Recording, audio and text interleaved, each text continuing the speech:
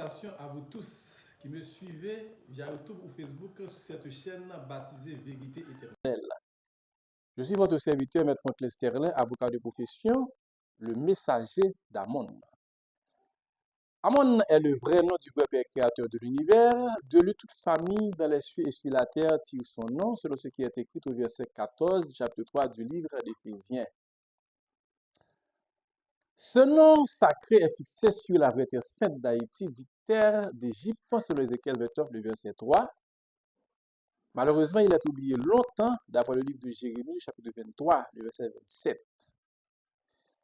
Et en termes d'explication, je rappelle que le nom sacré d'Amon signifie celui qui vient avant toute chose.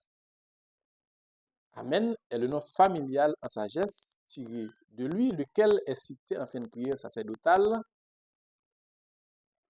au chapitre 6 du livre de Matthieu. Amen est donc le commencement de la création. D'après le verset 3 du chapitre 3 du livre d'Apocalypse, il signifie oui, la vérité, le chemin qui assure la vie sur la terre, selon Ésaïe 33, le verset 6 et Jean 14, 6. Christ étant le nom nouveau, c'est-à-dire le même nom qu'Amen, selon l'Apocalypse 2, le verset 17. Le livre de Matthieu, chapitre 16, le verset 16, le confirme. Donc, heureux quiconque connaît le nom d'Amon et l'évoque en ce temps de grande tribulation que nous sommes, tant qu'il marque le début de la fin des temps de domination d'Haïti, alors tant qu'il marque le début de la fin, bien sûr, des temps de domination d'Haïti et du désordre mondial prévu pour 2035. À présent, j'apporte un important message. Et ce message s'adresse principalement aux grands chefs des dénominations chrétiennes, des théologiens de toute tendance partout dans le monde, car ce sont eux qui ont une grande responsabilité quant au message ou des fables dans la Bible qu'ils enseignent pendant des décennies sans discerner ni comprendre dans le temps et dans l'espace la vérité éternelle qui y est voilée. Le titre du message, pas vrai, Alliance d'Abimelech, tiré du verset 22 à la fin du chapitre 22 du livre de Genèse, fait chronologiquement suite au message précédent titré Agar dans le désert, à savoir l'exil épiscopal d'Haïti, qui fut de la réalité privée en 1986 d'aide financière des États-Unis, une aide qu'il retrouva finalement en 1894 au profit de cette église. Ceci après maintes implorations à l'archevêque de la mission épiscopale sous l'eau de l'Éternel, qui est Dieu, le soleil adoré. Parlant d'Abraham qui fit alliance avec Abimelech, ce fut de la réalité l'évêque James Théodore dans son rôle de représentant du comité des évêques missionnaires des États-Unis qui conclut un pacte de corruption avec le président d'Haïti, Florville Hippolyte, au sujet d'une allocation mensuelle. C'est ça l'explication du chapitre 21, bien entendu, sous-titré Alliance d'Abraham avec Abimelech.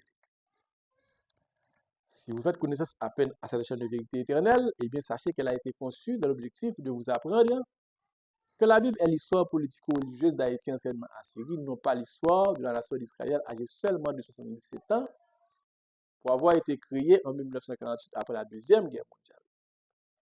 Et en suivant mes séries de vidéos messages, depuis le chapitre 12 à 20 du livre de Genèse, traité chapitre par chapitre, vous pouvez remarquer un ordre chronologique bien suivi des événements en Haïti survenus de 1860 à la fin du 19e siècle.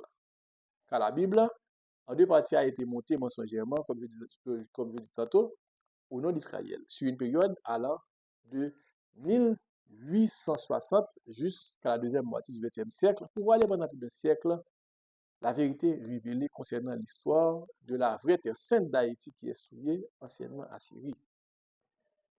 Ainsi, j'encourage tous ceux qui ont l'amour de la vérité et qui ne se sont pas abonnés encore à cette chaîne de vérité éternelle à le faire afin de pouvoir continuer à recevoir les messages.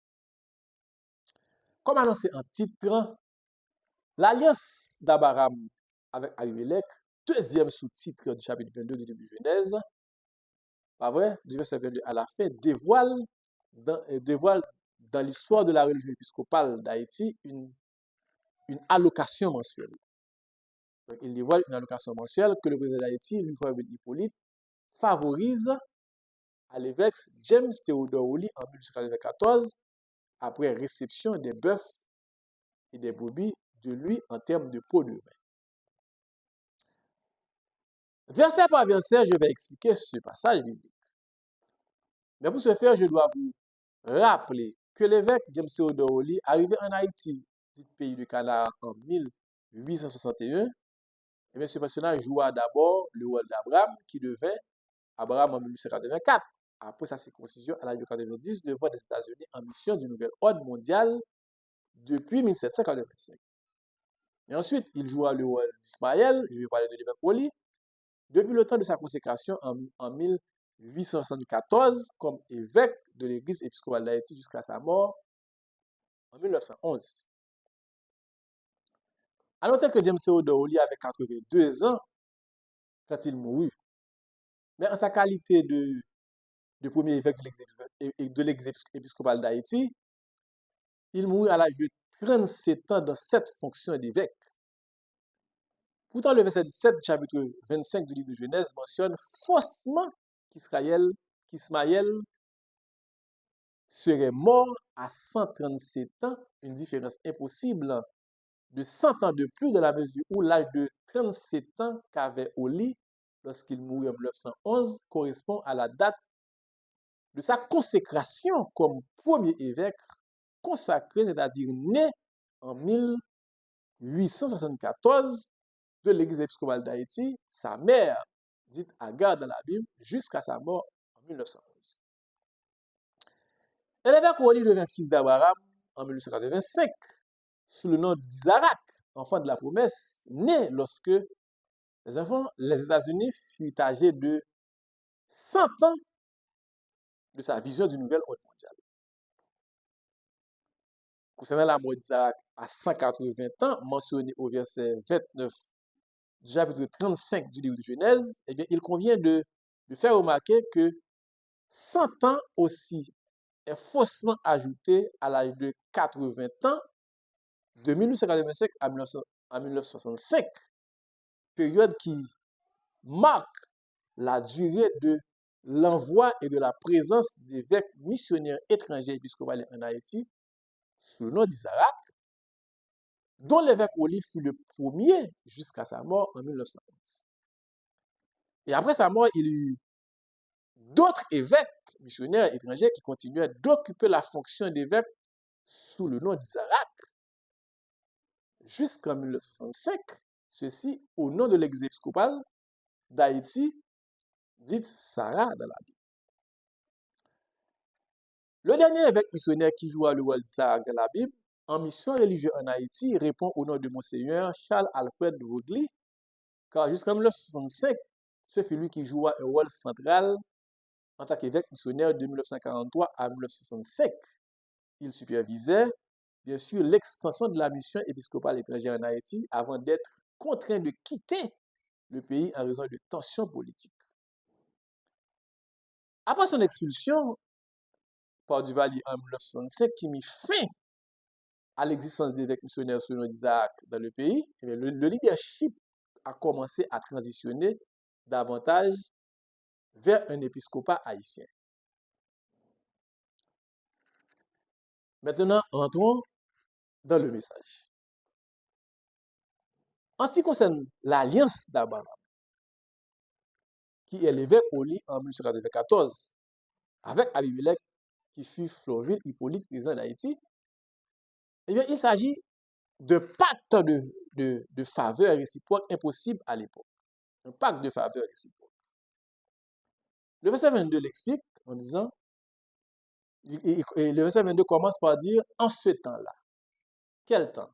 C'est le temps, c'est l'année 1894, où la souffrance de l'église épiscopale d'Haïti prit fin dans le désert, privé d'aide financière, lorsqu'il était privé d'aide financière des États-Unis, Et c'est de cette année même qu'elle a bénéficié d'une nouvelle source de financement grâce à une augmentation de l'aide et de la reconnaissance de la Board of Mission of the Protestant Episcopal Church des États-Unis, qui a commencé, bien sûr, à soutenir financièrement la mission de l'évêque Oli en Haïti. Donc, selon le verset 22, Abimelech, en ce temps-là, accompagné de Picol, chef de son armée, parla ainsi à Abraham.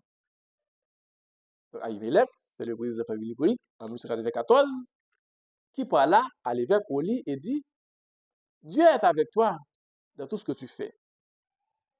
Dieu ici est l'archevêque de la mission épiscopale des États-Unis qui devait accepter, qui venait bien entendu d'accepter de lui faire bénéficier la nouvelle source de financement dite puits d'eau dans la Bible.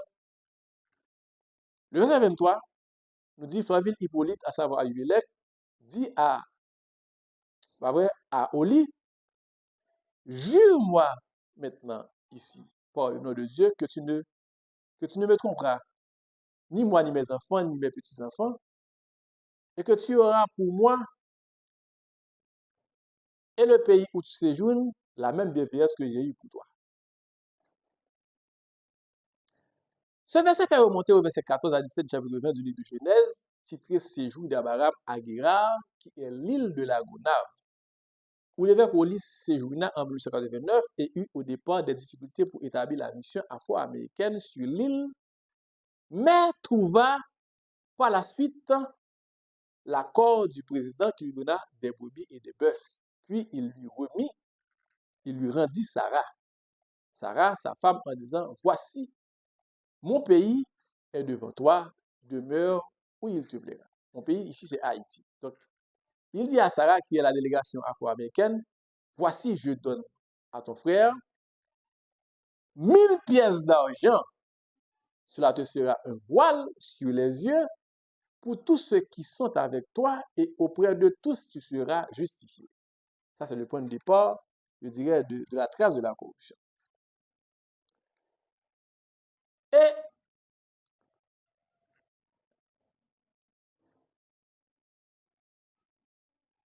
voilà, je dirais, en termes de bienveillance du président Flaville Hippolyte, rappelé en 1989 à l'évêque Oli pour expliquer le verset 23. Le verset 24, Abraham, qui est l'évêque Oli, dit, je le jure.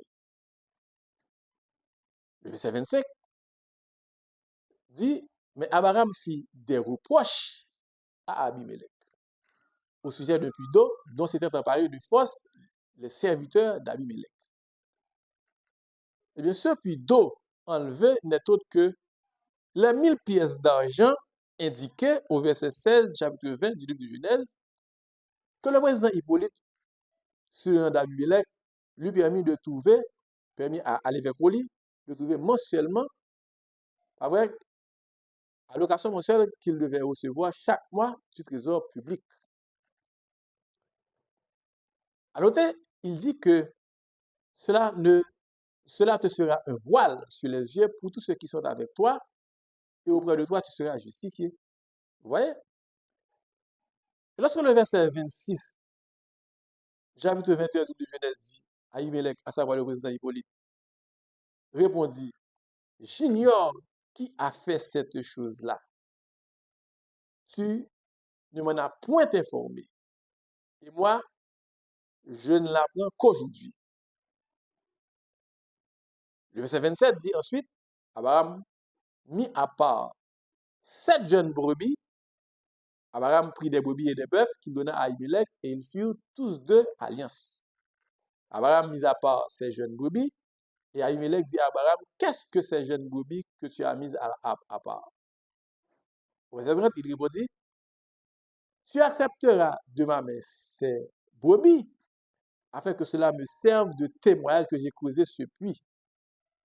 Je vais parler de l'obtention du privilège indu du président pour continuer de recevoir l'allocation mensuelle dont s'était emparé de force les serviteurs d'Abimelech en parlant des employés du trésor public à l'époque.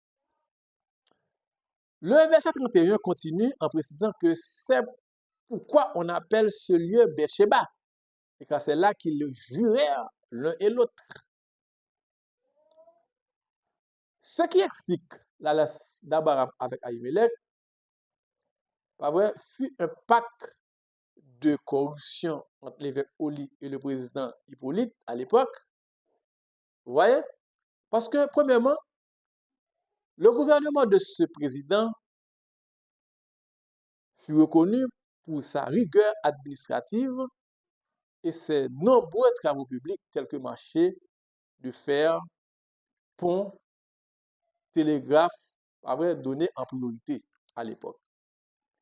Et sous la direction du ministre des Finances, Anténor Firmin, l'État cherchait à stabiliser les dépenses publiques.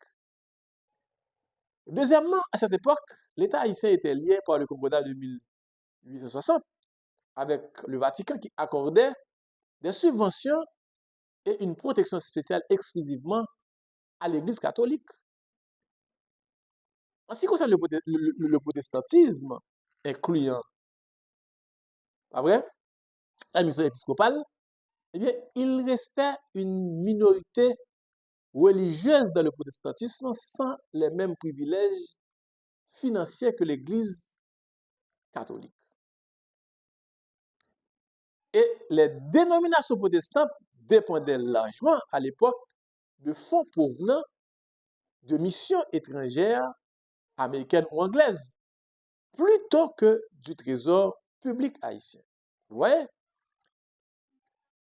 L'autre fait historique à l'époque qui explique le pacte de corruption est la mort subite du président Flaville Hippolyte, qui de retour à Jacmel en 1986, lorsqu'il arriva au carrefour Bénin, il fut frappé d'une crise cardiaque. Et c'est sa mort qui mit fin à ce pacte de corruption et qui fait historiquement l'objet de chants interprétés métaphoriquement par la chanteuse Luman Casimir, titré Panama tombé, Panama tombé, Panama tombé, ça qui derrière ramassé pour moi.